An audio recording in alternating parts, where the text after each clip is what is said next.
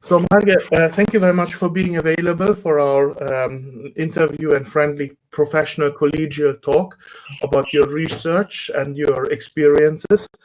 I have been in Tallinn on a conference about 3 years ago, and I got to know your country as a digital, not just an innovator, but actually an implementer of innovation, not just ideas, but having the digital society and digital economy. And your theme at the Estonian Business School is related to digital era and also entrepreneurship education. Can you tell us a little bit about your the essence of your approach? What is your innovation? We see innovation in our new program in different levels or different segments. Firstly, there is ongoing discussion or ongoing promotion of competence-based education. However, it is very often that we only speak about in paper, or if we see the descriptions of the programs or syllabi, we see the fragment of competence development, not really systematic and throughout the process, learning process that actually supports competence development throughout the whole learning period. So what we are trying to do here is to really systematically think what are the competencies that are relevant or needed for the entrepreneurs who are active in digital era. What should we actually focus on when we talk about competence development? And then secondly, how can we actually support competence development? Meaning, what are the pedagogies or learning methods we can apply? What is the learning environment? How we assess? So we basically very systematically try to figure out, we try to really apply outcome-based education. Okay. Not only in paper, but also in practice. So you focus on the bottom line of what comes out of the entrepreneurial educational process, and how are the digital tools in the digital era affecting this in your observation, in your practice maybe? Yes, but we are particularly not focusing in specific technologies. We are trying to really focus on developing entrepreneurial mindsets and digital mindsets.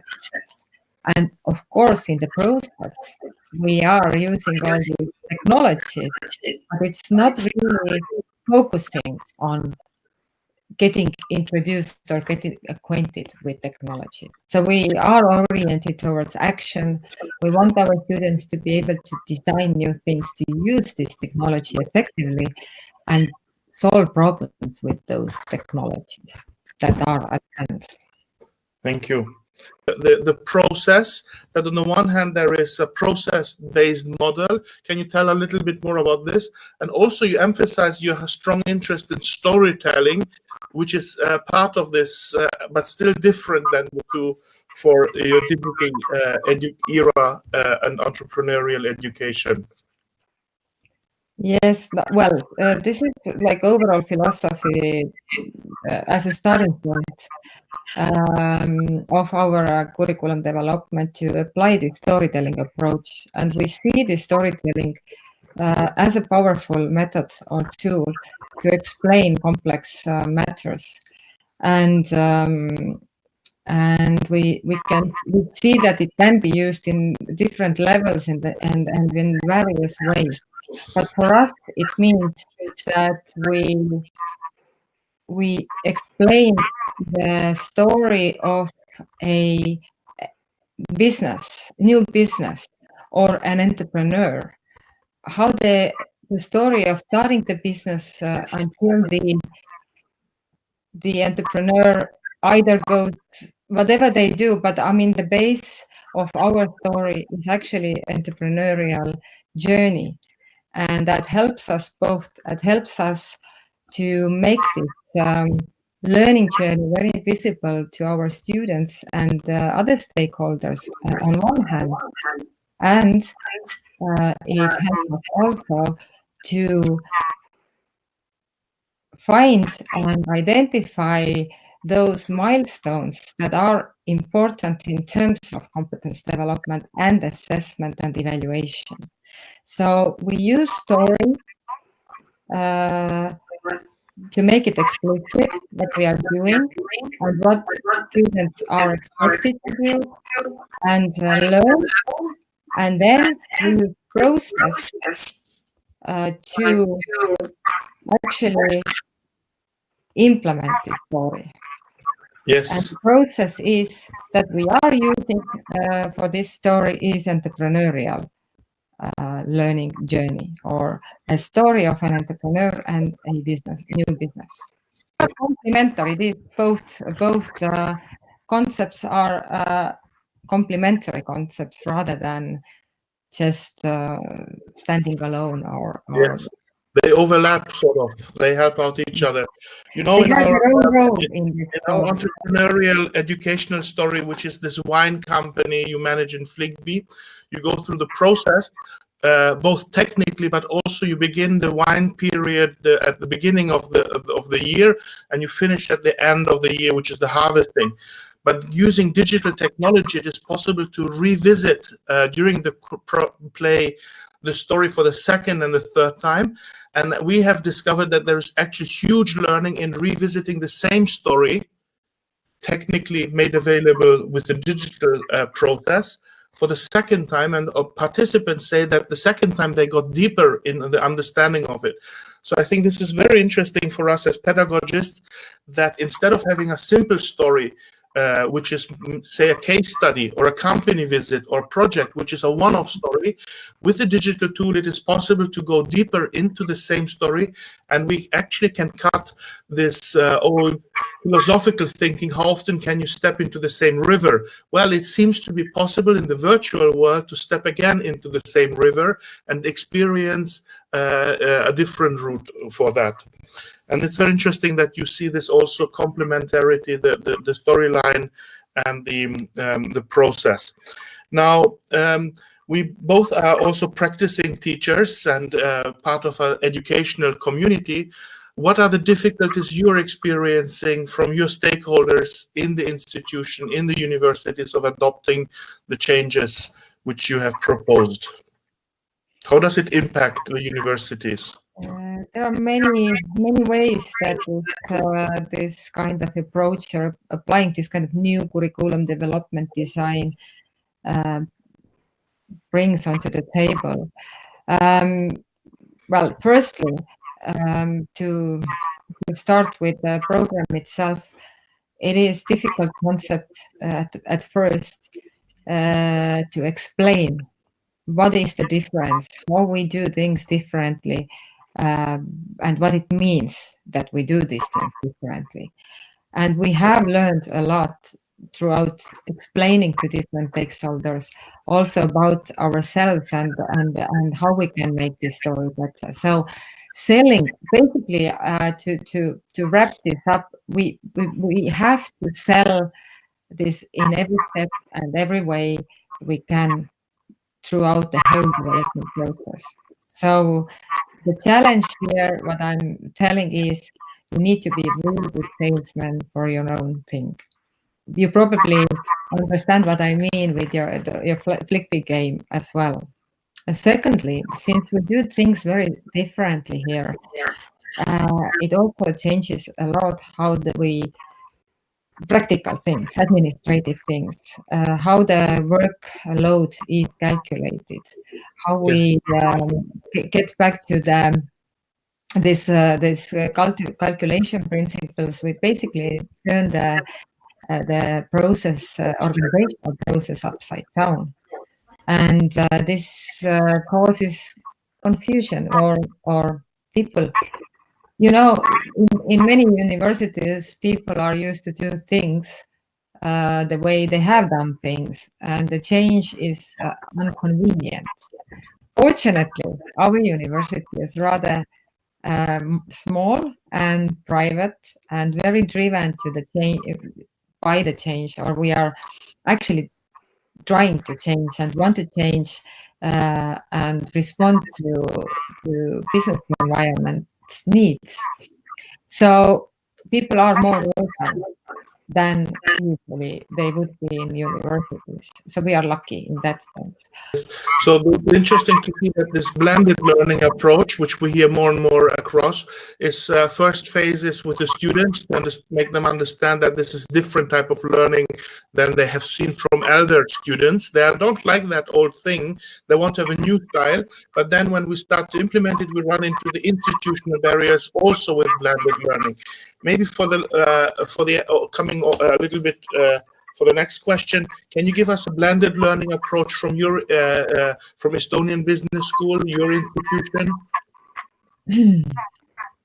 There are many examples about their own online learning and in-class learning are combined together. And I think if we think about this spring or go back to March, when basically the world started to close down, we really needed to rethink and reevaluate what we were doing so far very quickly. I guess, or not really guess, but I'm quite certain that this spring or this year has changed the whole idea of university education, and blended learning has become somehow self-evident. Thank you for these insights about the pedagogical aspects and your practices and your predictions. We will share. I will share also with the viewers your webinar, which is available on the intrinsic.eu website, where you have made a longer and more detailed webinar along these themes related to what we discussed. But the last question I have to you is more personal. It's related to the concept of flow. So this Professor Mihai Csikszentmihalyi, the founder of positive psychology, is very popular in pedagogy. In pedagogy, the loop, the idea is that we are trying to devise systems and approaches in which a learner is enhancing his skills by having a balance between increased challenge, higher skills, increased challenge, and then you have the flow. And an entrepreneur is doing the same. They're driven from inside. They can't resist getting up in the morning, doing the business, and getting better in the implementation of it. So a true entrepreneur is driven from the flow as well. So these three elements, positive psychology, pedagogy, and entrepreneurship, are strongly interrelated. And to you as a colleague, what is your flow? Which activities are the moments which you enjoy very much, where you develop your skills, you enhance your skills? What is your personal flow? Please share us your secret. Your personal. My personal flow. Firstly, I really like this flow theory. I'm familiar with it, and I also like very much that it is one of those tools I use to prepare my teaching. Is integrated pedagogy modeled by David Juniala, Finnish professor, but also actually applies this concept of flow in teaching and learning.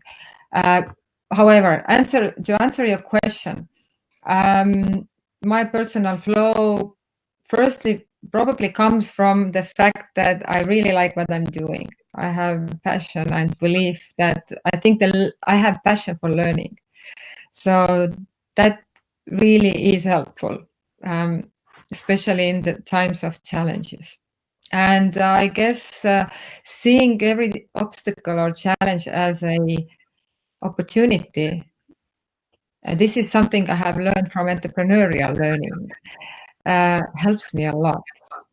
So my personal flow comes from what I do every day and what I teach at the same time, I learn a lot. And I don't know what else to add, except that I have my goals when it comes to the competence development. So I set goals and I reflect on what I learn, or if I have put enough effort to what I learn at the times. That helps too. That helps you also discover if you haven't done what you've been aiming to do. And this is very useful exercise for all.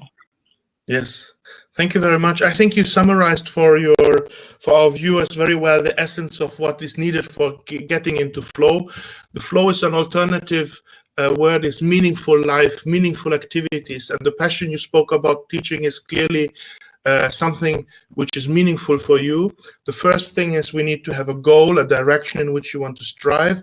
The second is these activities should have a balance between what you can do, your skills, and the challenges. And you just said that you're aiming for increasing the level constantly by balancing out being in the zone. The third one normally is to get feedback.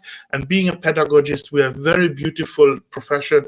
We don't see the results in a 1 year time, 10 years time. We see it happening in the classroom. And finally, it is the focus to be there, to just be in the classroom.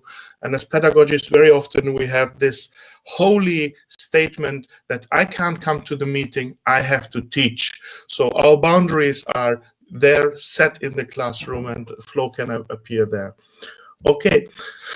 Thank you very much for your conversation, for your time and sharing your insights. And I'm also very thankful for your colleague Margit Sassi to have set up this meeting and this connection. And you can also view and read more about this topic on the flowleadership.org interview, which Margit Sassi has made with you. Thank you very much. Thank you.